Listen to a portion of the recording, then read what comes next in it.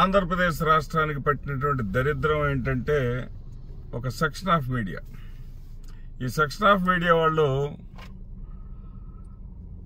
నందిని పందిని చేస్తారు, పందిని నందిని చేస్తారు, నిజాన్ని తొక్కేస్తారు, అబద్ధానికి బ్రహ్మాండంగా రంగులు అద్దేసి దాన్నే నిజంగా ప్రజల ముందుకు తీసుకెళ్తారు. దీనికి ఒక చిన్న ఉదాహరణ ఏంటంటే, నిన్న వక్ఫ్ బిల్లు కేంద్రంలో ఆమోదించడం జరిగింది. ఆ ఆమోదించినటువంటి ఆ బిల్లుని వైఎస్ఆర్సీపీ వ్యతిరేకించడం జరిగింది. కానీ ముస్లిం కమ్యూనిటీ మొత్తం దేశవ్యాప్తంగా ముస్లిం కమ్యూనిటీ మొత్తం కూడా నిరసనలు వ్యక్తం చేస్తున్నటువంటి ఈ తరుణంలో రాష్ట్రంలో చంద్రబాబు నాయుడు గారికి డ్యామేజ్ జరిగింది, దీనివల్ల నష్టం జరిగింది అన్నప్పుడు అనే ఆలోచన ఈ పచ్చ మీడియా వాళ్ళకు వచ్చి ఏదైతే ఆ డ్యామేజ్ కంట్రోల్ చేయటం కోసం వైఎస్ఆర్సీపీ కూడా ఓటు వెయ్యలేదు, అనుకూలంగానే ఓటు వేసింది.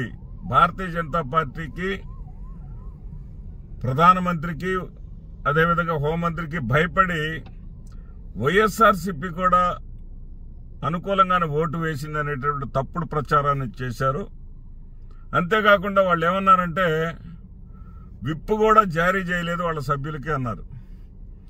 ఇదిగోండి విప్, చాలా స్పష్టంగా whip, all YSRCP Rajya Sabha members Waqf amendment bill 2025 discussion on Waqf amendment bill is to be held today in the Rajya Sabha.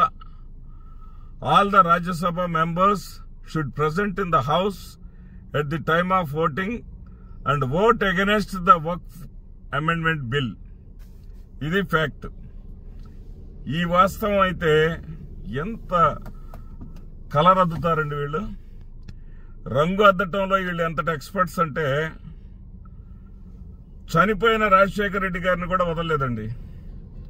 ఒక వీడియోలో చూశాను, నేను ఒక పచ్చ ఛానల్లోనే చూశాను చాలా స్పష్టంగా. చనిపోయిన రాజశేఖర రెడ్డి గారిని కూడా వదలలేదు వీళ్ళు.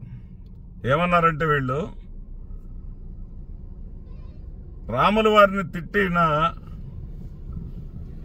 కత్తి మహేష్, అన్యాయంగా కత్తి మహేష్ దారుణమైనటువంటి మరణానికి గురయ్యాడు. అదే సందర్భంలో సీతమ్మని తిట్టినటువంటి ఫాస్టర్, అతను రీసెంట్ గా ఆ ఫాస్టర్ ను కూడా దారుణంగా హత్య చేయడం జరిగింది, అతను కూడా చనిపోవడం జరిగింది. తిరుమలలో చర్చి కడతానన్నటువంటి రాజశేఖర రెడ్డి కూడా వీళ్ళలాగానే దారుణంగా చనిపోయాడని చెప్పారండి. వీళ్ళు మనుషులా లేకపోతే రాక్షసులా? తిరుమలలో ఎన్నికలు జరపాలి, తిరుమల క్షేత్రంలో కూడా ఎన్నికలు జరపాలని చెప్పేసి జయచంద్ర నాయుడు అనేటటువంటి తెలుగుదేశం పార్టీ నాయకుడి చేత కోర్టులో పిల్ వేయించినటువంటి దౌర్భాగ్యుడు చంద్రబాబు నాయుడు గారు. ఆ చంద్రబాబు నాయుడు గారేమో శ్రీవారికి మేలు చేస్తున్నారంట. లేని చర్చిని, అసలు ఊహించని కూడా, ఊహలో కూడా లేనటువంటి దాన్ని రాజశేఖర రెడ్డి గారు కడతానన్నారంట. ఇంతకన్నా దుర్మార్గం ఏమన్నా ఉందా? అసలు తిరుమలకు చెందినటువంటి 7 కొండలు కూడా శ్రీవారికి చెందినవని చట్టం చేసింది ఎవరు ఒకసారి చూసుకోమనండి. రాజశేఖర రెడ్డి గారు. అదేవిధంగా 1000 కాళ్ల మండపాన్ని కూల్చింది ఎవరండి అక్కడ? చంద్రబాబు నాయుడు గారు.